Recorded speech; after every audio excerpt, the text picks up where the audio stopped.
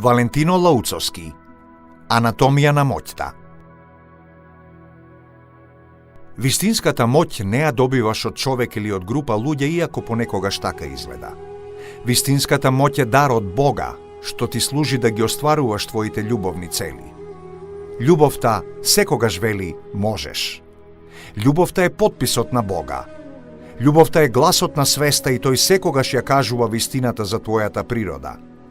Љубовта познава што сакаш и што ти треба и ти дава зелено светло да постигнеш се што сакаш, затоа што кога и служиш на љубовта, ти му служиш на Бога.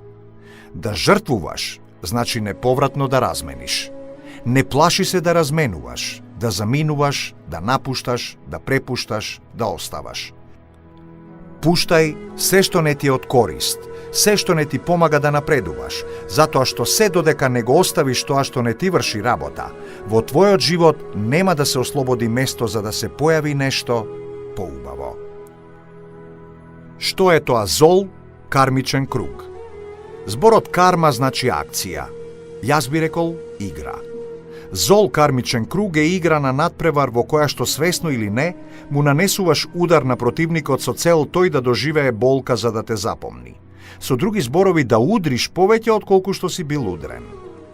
Библијата вели: ако некој те удри по едниот образ, ти заврти го и другиот.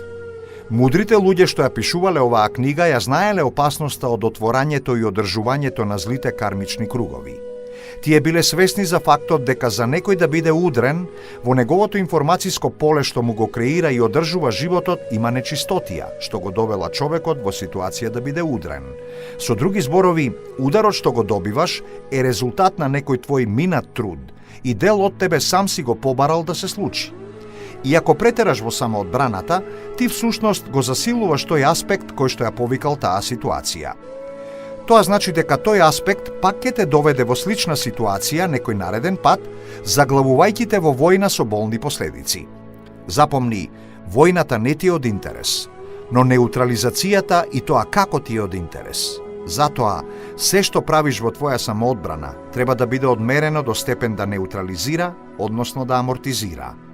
Запомни добро дека луѓето со ниска свест комуницираат само преку нивниот страв, што значи дека тие живеат во континуирана агресија насочена кон надвор или кон себе. Но тоа е природата на овој свет и тоа не треба да те загрижува. Ти си тука и треба да се прилагодиш за да можеш да опстанеш, а квалитетот на твојот опстанок во најголема мера е базиран на твојата чистина. Што е чистина? Чистината е љубов неизвалкана од ниски цели. Универзумот има план за експанзија и развој. Дел од тој план си ти и сите луѓе, животни, растенија и се друго што гледаш околу тебе. Човекот што ја следи љубовта е соработник на тој план, затоа што преку љубовните идеи го слуша гласот на универзалната свест и работи според незиниот план. Затоа радоста е резервирана само за љубовните луѓе. Човекот што не ја следи својата љубов за да може да живее, ќе мора да следи нечија туѓа љубов. Со самото тоа, тој е нечист до степен до кој импулсите за создавање не доаѓаат од неговата душа, туку од надворешните слики. Зошто морам да создавам? За да се наблюдуваш себе си. Ако не создаваш, нема ништо да наблюдуваш. Затоа велат дека кој работи, создава, тој и греши. Но наблюдувањето на своите грешки е нештото што прави да се развиваш. Просто кажано, грешката е знак дека твојата љубов не е чиста. Ако твојата љубов беше чиста, Бог ќе те одведеше до целта по најидеалниот пат. Така, да се развиваш значи да се освестуваш. Колку повеќе се освестуваш, толку си поблиску до Бога. Да си поблиску до Бога, значи да си станал свесен за ултимативната моќ што те создала. Така, се што правиш на овој свет, ако не те води до освестување на таа свест, нема смисла. И колку што повеќе стануваш свесен за моќта што те создала, ти стануваш помоќен да го создаваш твојот личен љубовен универзум. Бог ти ја дава таа моќ затоа што ти и Бог сте едно, без разлика до кој степен ти си свесен за тоа. Како да ја откриам благосостојбата? Следи ја само твојата љубов и само не ја верувај. Но прво, научи да ја препознаваш љубовта и тогаш ќе се научиш и да го препознаваш незиниот глас. Гласот на љубовта ќе го препознаеш по идејата за слободата што ја носи. Љубовта не зборува со зборови, туку таа во себе внесува свест за тоа како да се ослободиш. Например, работиш на некое здодевно и ниско платено работно место и тешко успеваш да екзистираш. Секој ден ти е мачен и едва и чекаш да дојде петок за да заврши работната седмица. Но во еден момент го гледаш молерот кој што дошол да ти го појади со станот, ти доаѓа идеја дека ти би можел да бидеш и подобар молер од него и да заработиш двојно повеќе пари секој месец од платата што ја добиваш во претпријатието каде што работиш. Таа безгласна идеја што ти светнува во главата е шепотот на љубовта што вели «Ти можеш». Или сакаш да имаш квалитетна врска со фина девојка со убави манири, но последните неколку врски ти биле целосно промашени. Потоа сосем случајно запознаваш некоја таква девојка и посакуваш со неа да имаш љубовна врска, но сепак ти е страв да изјавиш љубов. По некое време, еден глас во тебе шепнува: можеш да ја имаш неа за девојка. Оди и предложи ја. Првата идеја дека можеш да имаш сопствен мал бизнис ќе те ослободи од робската зависност што ја живееш во фирмата каде што работиш, а втората од самотијата и безсмислениот самечки живот. Љубовта вели можеш. Љубовта е потписот на Бога. Љубовта е гласот на свеста и тој секогаш ја кажува вистината за твојата природа. Љубовта познава што сакаш и што ти треба и ти дава зелено светло да постигнеш се што сакаш, затоа што кога и служиш на љубовта, ти му служиш на Бога. Љубовта, свеста и моќта се синоними и сите тие се форми преку кои што Бог се изразува во материјалниот свет што ти го познаваш.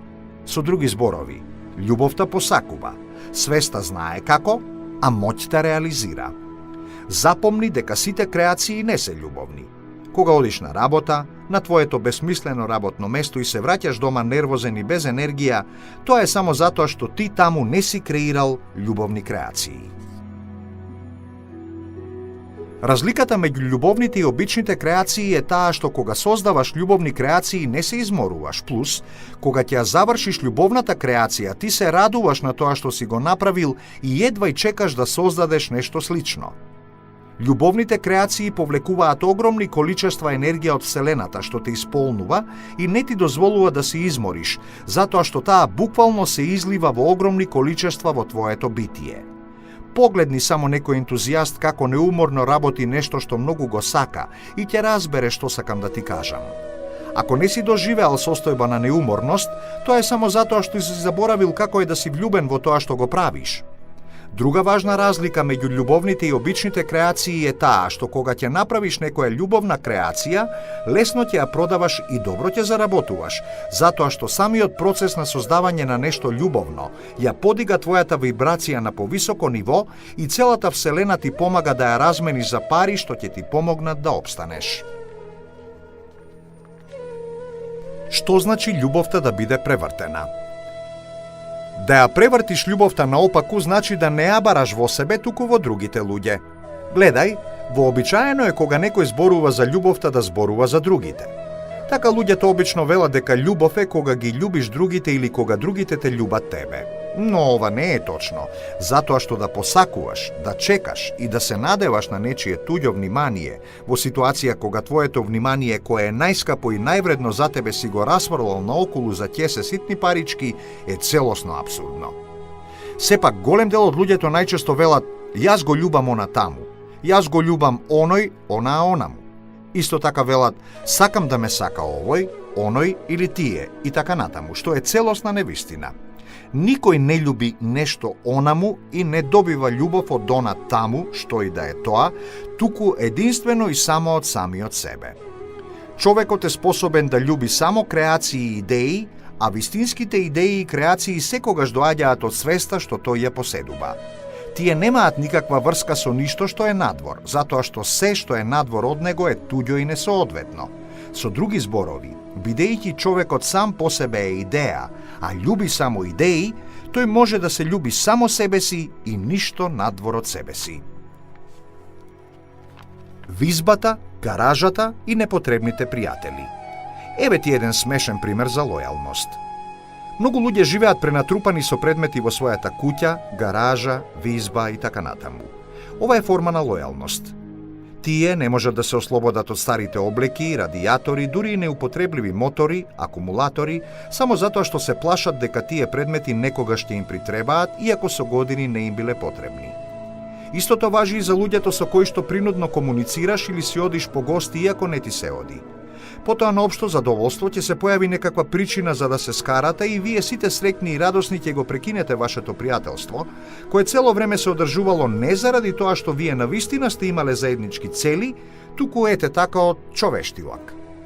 Тоа е исто како кога гаражата ќе започне да ти прокиснува, па дури тогаш се сеќаваш дека сите непотребни тенеки и рѓосале и загубиле секаква употребна вредност, па ги фрлаш исто како и долгогодишниот пријател кој ти е тежок за комуникација, затоа што заедничките цели што дотогаш сте ги имале, ги снемало. Значи лојалноста нема смисла? Никаква. Лојалноста е животински нагон. Животното, бидејќи нема свест, располага со чист нагон и за да опстане, тоа следи строго утврдени модели кои не смеат да бидат сменети, заради тоа што промената на моделот значи огромна опасност. Тоа лојалноста ја прави соодветна за животинските глутници. Таму има едно моќно животно, биолозите го нарекле алфа, и сите припадници на глутницата му се покоруваат на неговите одлуки. Тука нема критичко мислење, туку само страв за опстанокот на стадото и на видот, но тоа се животни.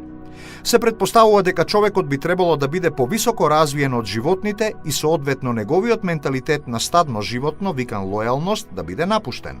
За жал, тоа не е случај. Луѓето во светот се многу различни.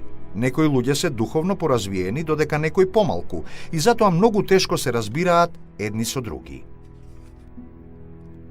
Достојноста. Достојноста е начинот на манифестација на моќта. Таа е свест за стекнат идентитет и знаење дека си способен да ја играш улогата на некој лик. Например, А е достоен да биде богат и затоа живее богат живот. Или Б е достоен да биде бескуќник и затоа живее живот на работ на постоењето. Гледаш, изобилството е знак за добро постоење, а сиромаштијата е знак за скоро исчезнување.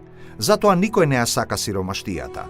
Но сиромавиот човек не е сиромав просто затоа што нема среќа, туку затоа што не се чувствува достоен да биде богат. Запомни дека достојноста е прашање на квалификација.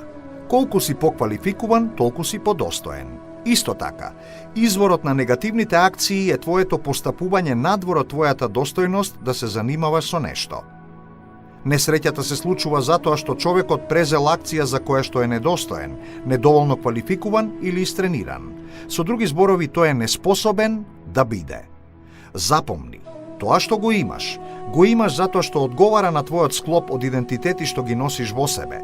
Сите материјални нешта се само реквизити кои ти помагаат да ја играш улогата што си ја избрал да ја играш во овој живот. За да го разбереш ова, ќе ти кажам дека повеќе од 90% од добитниците на големи добивки на лотарија во светот веќе по неколку години ги губат сите пари од добивката, а често влегуваат и во долгови.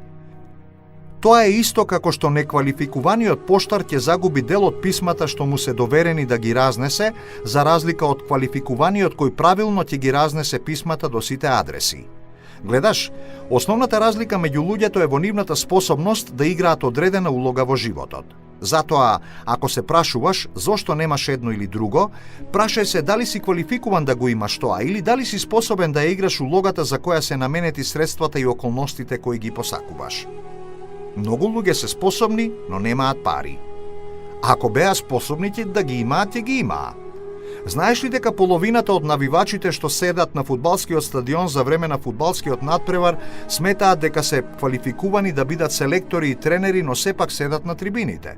Што мислиш, зошто тогаш седат на трибините кога можат да бидат тренери или играчи? Можеби не им се пружила шанса. Шансата сама не се нуди. Шансата ја лови трпеливиот, трудолюбивиот и чистиот во љубовта. Ако ги прашаш, половина од гледачите на стадионите, според нив сите се квалификувани да бидат тренери, но работат како магационери, бравари, електричари, келнери, продавачи и слично. Кој е тој што ним им забранил да бидат тренери на успешен фудбалски клуб? Вистината е сосема поинаква, а таа е дека тие само просто фантазираат дека се квалификувани и дека ним просто не им се пружила шанса. Можеби животот си поиграл со нив. Животот не си поигрува со никого. Животот само ги става луѓето во позиција да учат и да се квалификуваат. Кој ќе има трпение да изучи докрај, тој ќе ја добие улогата што ја посакува, да речеме улогата на фудбалски тренер. Но внимавај, да бидеш тренер на врвен фудбалски клуб, значи да учиш многу и да се квалификуваш многу, без однапред да знаеш кога ќе станеш тоа што сакаш. Шансата не се пружа сама. Туку им се дава само на оние кои тргнале да се квалификуваат и тоа малку по малку. Животот не е творба на злобна сила која неправедно ги распределува улогите, туку на совршена љубов, која точно знае која улога му одговара на секој човек. И не само тоа, туку животот едва и чека способни луѓе на кои што ќе им даде да играат квалитетни улоги. И покрај тоа, нетрпеливите и плашливите, во потрага по сигурност и удобност, или воопшто нема да тргнат да се квалификуваат за тренери, или ќе го напуштат училиштето и ќе се префрлат во друго, например, за електричари или келнери. Што значи да бидам свој? Биди и верен на својата љубов. Да си и верен на својата љубов, значи да си им верен на своите убави цели, кои што кога мислиш на нив предизвикуваат да ти биде топло околу срцето.